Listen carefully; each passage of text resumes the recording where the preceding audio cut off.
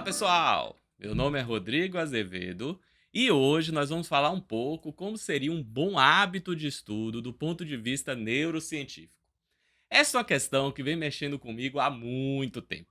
Noto que existem solicitações no consultório relacionado com uma dificuldade em aprender e que logo é relacionado a um transtorno mental. Dos transtornos, o mais comum seria o déficit de atenção com hiperatividade. Em outros vídeos do canal já falamos sobre a busca pela pílula mágica nas consultas e não vou falar aqui mais sobre isso.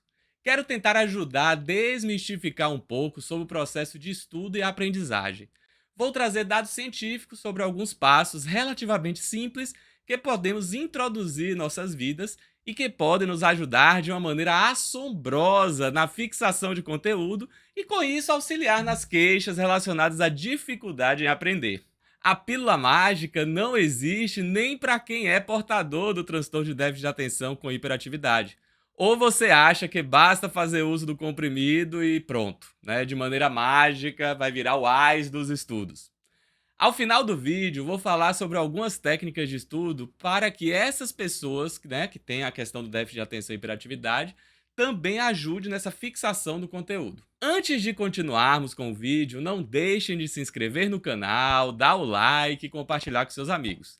Essas pequenas ações ajudam muito para o crescimento de nosso canal. Outro ponto, vocês devem ter notado que a frequência dos vídeos diminuiu. Passou de semanal para quinzenal e ainda foi no meio de nossas férias. Por isso ficamos algumas semanas sem vídeos novos.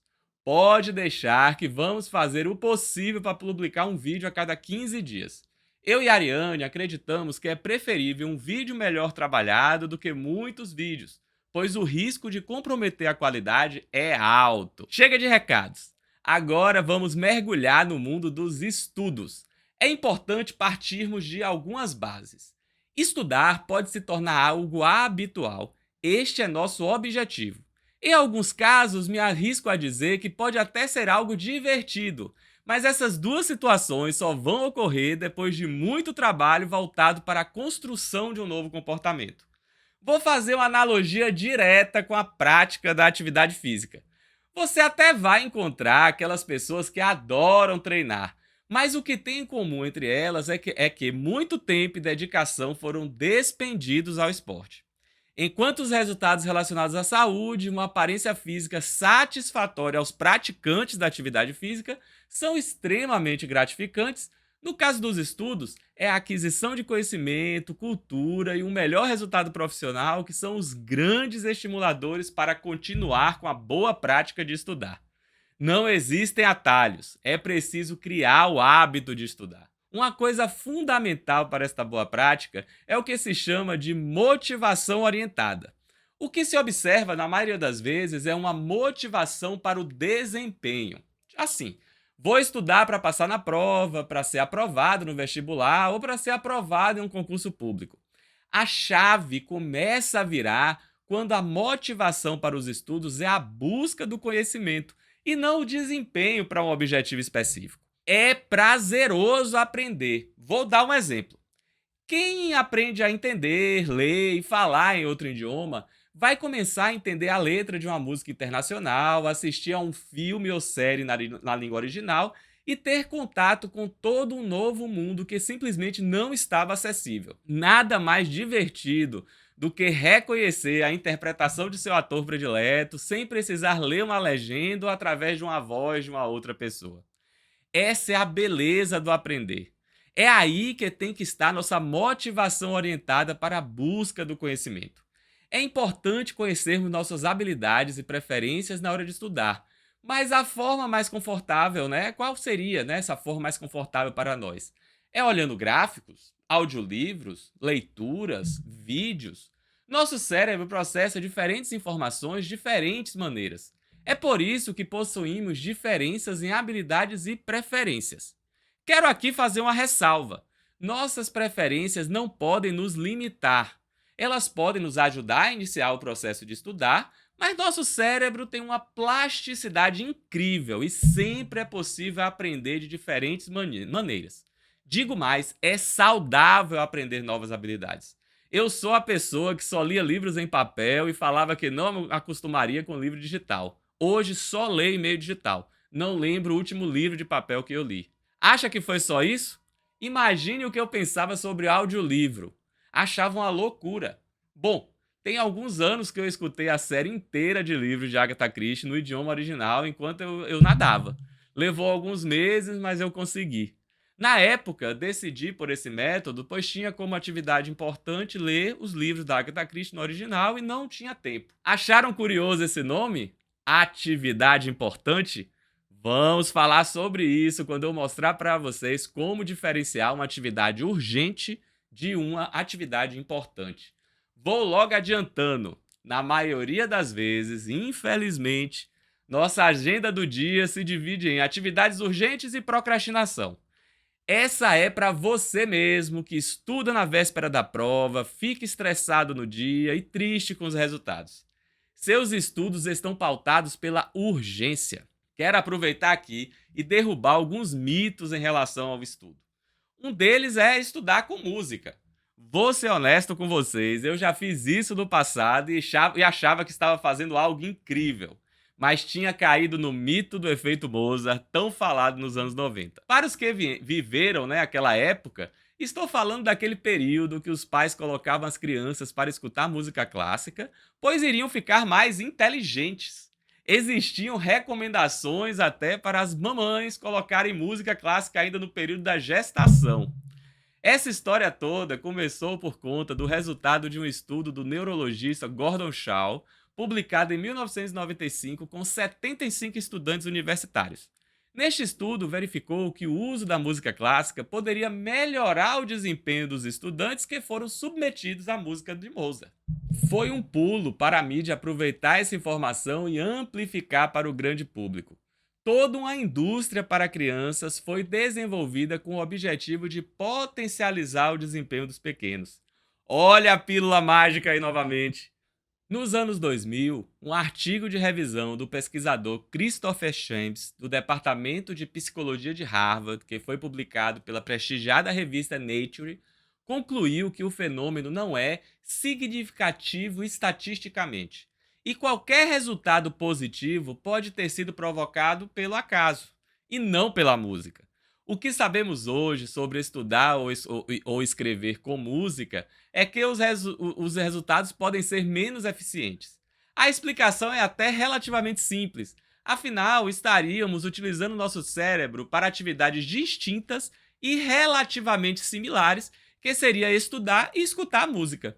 Aqui cai também a ideia do multitarefas, que vem sendo reforçada no mercado de trabalho. Isso simplesmente não existe. O que você vai ganhar é muito estresse, ansiedade, baixa produtividade. Alguns de vocês aí devem estar pensando, mas eu só consigo estudar assim, ouvindo música. Pessoal, outra característica do nosso cérebro é o hábito. É provável que você começou a fazer isso e se acostumou, se adaptou e agora pensa que só vai conseguir estudar assim. Acreditem, já passei por isso e garanto que desabituar, quer dizer, deixar essa prática, tornou meus estudos muito mais efetivos. Vou dar uma última palavra de incentivo para abandonar esse hábito. Na hora das avaliações ou nas provas de concurso, não é permitido escutar música. Logo, este pode ser um fator que pesará contra você nesse momento. Está muito difícil abandonar? Escolha então músicas que as letras você já conhece muito bem. Passe então depois para músicas instrumentais. Uma terceira fase você coloca uma coisa chamada ruídos brancos. É só pesquisar aí no YouTube que vocês vão encontrar alguns, né? Um exemplo seria o barulho que o ventilador faz. E aí você vai desmamando até que um belo dia você simplesmente tenta estudar sem música. E preste atenção, fazer essa tentativa no local silencioso. Preste atenção se o estudo não vai ficar muito mais aprofundado. Escreva depois aqui nos comentários sobre essa experiência. Vai ajudar para que mais pessoas sejam incentivadas. Um grande inimigo para a não efetivação do hábito de estudar é a procrastinação. Não vai adiantar muito eu dar várias dicas se você não olhar para esse problema com seriedade. Nós procrastinamos porque temos medo das falhas ou da reprovação relacionada com aquela tarefa. Sempre que me pego procrastinando, está relacionado com a tarefa mais difícil, que eu acho que pode ser mais difícil. É impressionante. O problema é que entramos em um ciclo vicioso. Nós adiamos o início de uma tarefa mais exigente e, quando vamos realizar, ela será feita de maneira mais rápida e menos cuidadosa. O resultado pode ser exatamente a falha que tanto temos medo. Temos um reforço do pensamento inicial e seguimos com mais procrastinação na próxima vez. Olha só o ciclo aí. Pessoal, coisas complexas resolvemos logo. Faça as tarefas mais difíceis pela manhã, logo cedo, depois que acordar. O nosso desempenho não é linear, ele flutua ao longo do dia. Uma pesquisa também de Harvard mostra que o turno da manhã é de maior produtividade para 75% das pessoas. Então existem muitos procrastinadores que se enganam acreditando serem pessoas que funcionam melhor à noite. Eu escuto muito isso. Cuidado! O período da manhã é o momento que estamos mais focados e energizados. Tenha uma agenda de tarefas do seu dia. Estudos demonstram que delimitar um tempo no dia para as tarefas é mais eficaz do que simplesmente fazer uma lista de tarefas e eliminando uma coisa depois da outra. Delimitar o tempo dá uma sensação de urgência e é uma ótima forma de combater a procrastinação. Não estou aqui falando contra a lista de tarefas, eu até recomendo. É melhor do que nenhuma forma de organização. Só estou pontuando que o agendamento do horário é mais eficaz. Nesta agenda, tente colocar todos os tipos de atividade: educacionais, esportiva, lazer, família, por exemplo. É importante separar por categorias e cada uma delas com cores diferentes. Pode ser uma agenda física, mas existem ótimas agendas digitais e o próprio Google tem uma gratuita, e é a que eu utilizo, por exemplo. É neste momento que vamos achar espaço para as tarefas importantes e nossa vida não mais será dividida entre a procrastinação e a urgência. Pensou que eu esqueci que iria falar sobre isso, sobre as tarefas importantes? As atividades importantes possuem um resultado que nos levam a atingir objetivos, sejam pessoais ou profissionais. Vou dar alguns exemplos de tarefa importante. Fazer uma lista de livros que pretendemos ler durante o ano, né? Aprender uma nova língua, algum aprofundamento em determinado tema, assunto, né? Que resulte em algo de valor para nós no futuro. A imaginação fica por conta de vocês. Quando falamos em tarefas urgentes, são aquelas que exigem atenção imediata e estão associadas à realização dos objetivos de outras pessoas. Precisamos nos concentrar e exigem muita atenção, porque as consequências também são imediatas. No meu caso, consigo pensar rapidamente em duas situações: a confecção de receitas médicas extras para pacientes que ficaram, né, para eles não ficarem sem as medicações até o dia da consulta, e a confecção de relatórios, por exemplo. Tenho certeza que você consegue identificar diversas tarefas urgentes na sua vida. Saber diferenciar o que é urgente do que é importante é que ajuda a superar nossa tendência natural em focar apenas nas atividades urgentes. É assim que vamos quebrar o ciclo da procrastinação e tarefa de urgência. A ideia é parar de ficar sempre correndo atrás do relógio. Bom, falamos sobre procrastinação, falamos sobre a agenda, agora vamos focar nos estudos. Para qualquer novo hábito, não adianta ter pressa. Seu cérebro vai se adaptando muito mais facilmente com a frequência do que com a intensidade. Eu quero dizer que não adianta estudar um dia 8 horas e ficar 15 dias sem tocar no livro. Só vai gerar mais procrastinação para o próximo momento em que você for estudar. Você vai lembrar do terror que foi ficar sentado 8 horas estudando. Vamos começar então. Tire 10 minutos para estudar. É pouco, né? Isso é só o começo. Nesses 10 minutos, você deve de fato estudar. Nada de beber água, tomar café, ficar no celular ou olhando nas redes sociais. São 10 minutos focado nos estudos. Você vai subir isso aos poucos, todos os dias. Quem sabe, né? Coloca aí o objetivo de 1 hora de estudo por dia. Ao longo de um ano, nós estamos falando de mais de 300 horas, né? O mais importante é a frequência. Eu lembro, né, que na época do meu vestibular, isso foi há mais de 22 anos atrás, estava muito preocupado com a concorrência do curso de medicina e teria de estudar longas horas. Elas aconteceram, mas foi ao longo do meu terceiro ano no ensino médio. Eu lembro que comecei com 2 horas diárias e no último trimestre tinha dias que eu poderia estudar entre 8 e 9 horas líquidas. Esse ritmo foi aumentando ao longo do ano e não foi algo doloroso. Pode perguntar para pessoas que fazem concurso público e veja como elas atingiram o grande número de horas que muitas delas levam nos livros. Foi aos poucos. Use a técnica Pomodoro. 25 minutos de concentração seguidos de 5 minutos de descanso. Essa é a base do método Pomodoro. Com isso, é possível driblar distrações e ter mais foco para estudar de forma simples e prática. Você pode ampliar esse tempo, mas não passe, de cada bloco 1 hora, porque aí para você poder estar descansando. E a cada 4 blocos, você pode ampliar esse tempo de descanso para 15, 20 minutos. Um outro ponto agora. Utilize a técnica da memória ativa. É muito comum pensar que apenas ler o conteúdo e fará você absorver o que leu. É aí que chegam as queixas no consultório sobre dificuldade de memória ou que não está aprendendo as coisas. Quando aprofundamos mais as perguntas, descobrimos que a pessoa leu uma vez apenas o conteúdo ou assistiu a alguma aula. A repetição é fundamental, mas o questionamento é ainda melhor. É aqui que entra a memória ativa. O conceito da memória ativa é lembrar de algo que leu em um momento posterior.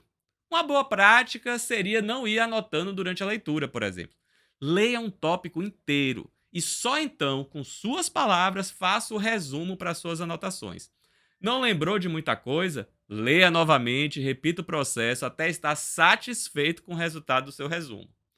Do que adianta se enganar que lê um capítulo inteiro se você não consegue falar sobre nenhum tópico de maneira efetiva desse capítulo? É aqui que se diferencia o estudo profissional do que apenas aquele que fica horas nos livros e não consegue atingir os objetivos. Quer mais dicas sobre memória ativa? Escreva perguntas sobre o que está lendo e tente responder ao final de sua leitura. É como se você estivesse fazendo um mini simulado para você. Outra coisa que ajuda muito quando falamos em repetição: leia o resumo do capítulo ou mesmo as perguntas que podem ter ao final dele antes de iniciar a leitura efetiva do capítulo. Isso vai ajudar a consolidar a memória quando você passar pela informação outra vez. Pessoal, por favor, introduza a repetição em seus estudos. Vai ter uma aula amanhã? Veja algo sobre o assunto, um texto, um vídeo ou alguma discussão sobre o tema. Assistiu a aula? No mesmo dia, ao menos leia o que escreveu durante a aula, Quem sabe inicie o estudo preliminar naquele dia. Separe um tempo entre dias ou semanas para voltar ao tema, caso seja possível, por outro meio, Talvez um outro vídeo, uma outra forma de leitura, porque essas formas associadas se tornam muito efetivas para a consolidação da memória. Quantas vezes você acha que já li sobre o critério de depressão? Eles já estão tão emaranhados em minha memória que em uma entrevista de consultório eu posso facilmente passar por eles sem nem o paciente perceber que estou pesquisando esta ou outras condições. Para ir finalizando com esse vídeo, vou falar sobre algumas dicas para as pessoas portadoras de transtorno de déficit de atenção e hiperatividade, como eu mencionei lá no início do vídeo. Não será apenas a medicação que vai garantir mais foco, ela ajuda muito mesmo, mas é preciso ter um reforço no hábito de estudar. Caso você faça isso de maneira rigorosa, pode até acontecer um ajuste para menos na sua medicação quando você for ter novamente uma consulta com seu médico. A leitura ativa é fundamental nesse ponto. Faça simulados e testes práticos quando estiver lendo. Vai tornar tudo mais interativo para você. Tente fazer previsões sobre possíveis perguntas que seu professor pode fazer no dia da prova. Arrume um bom local para estudar, ele deve ser livre de distrações, seja bem rigoroso com isso. Pode ser uma boa estratégia o uso de fones de ouvido que bloqueiam ruídos externos. Você pode até usar aqueles fones da construção civil, que é exatamente para proteção, contra ruídos. Eles são mais baratos. Use um caderninho ou bloco de notas do celular. Vai anotando, durante o dia, pensamentos e ideias que for tendo durante, esse dia. Vai ajudar na frustração de não se lembrar de algumas atividades ou perder alguma data. Quando estiver assistindo a aula, tenta gravar a aula. Você pode escutar um outro momento com mais atenção e nesse segundo momento, quem sabe até tentar fazer alguma transcrição do que o professor falou. Pode ajudar no entendimento e compreensão do material. É comum pessoas com TDAH se perderem nos seus próprios pensamentos e ficarem longos momentos em procrastinação. Isso é até às vezes involuntário. Durante o estudo, coloque um alarme que vai soar durante um período de tempo, talvez 10, 15, 20 minutos. Tocando, você para o que está fazendo e se pergunta: o que estou pensando agora? É uma forma de direcionar o pensamento para o que você deseja, uma forma de você retomar, sair da procrastinação. Para uma leitura mais focada, é importante ter ao seu lado uma folha de distração. Você vai anotar tudo o que você está pensando que não tem relação com a leitura. Uma maneira bem interessante para não se distrair é colocar uma régua ou um marcador de página logo abaixo da linha que você estiver lendo. Dessa maneira, você vai evitar que seus olhos corram para outras linhas ou figuras do texto. Nem preciso dizer da importância de uma boa noite de sono e atividade física. São importantes aliados na fixação e consolidação da memória. Tem vídeos sobre esses temas no Papo PC, em nosso canal. Antes de terminar o vídeo, gostaria de recomendar a leitura do livro Aprenda a Estudar, da Gabriela Bailas. Muito de nossos vídeos foi baseado nesse excelente material. A Gabriela é uma entusiasta do método científico e tem um canal no YouTube maravilhoso, é o Física e Afins. Neste canal ela divulga, informações científicas com pensamento crítico. Vale muito a pena conferir. É isso, pessoal. Espero que tenham gostado do vídeo. Para aqueles que ainda não se inscreveram, não deixem de fazer sua inscrição no Papo PC. É muito importante também, caso tenham gostado do vídeo, deixarem um like. Ah, estão com alguma dúvida ou comentário? Podem escrever aqui embaixo que vamos ter o maior prazer em responder. Vou ficando por aqui e até o nosso próximo vídeo aqui no Papo PC. Tchau, pessoal!